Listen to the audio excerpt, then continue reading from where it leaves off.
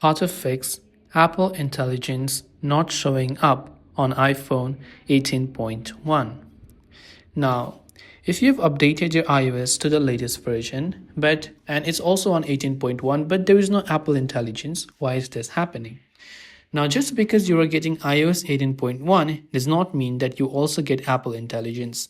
Apple Intelligence is an exclusive AI feature only available for the latest iPhone models, like the iPhone 15 Pro, iPhone 15 Pro Max, or iPhone 16 models.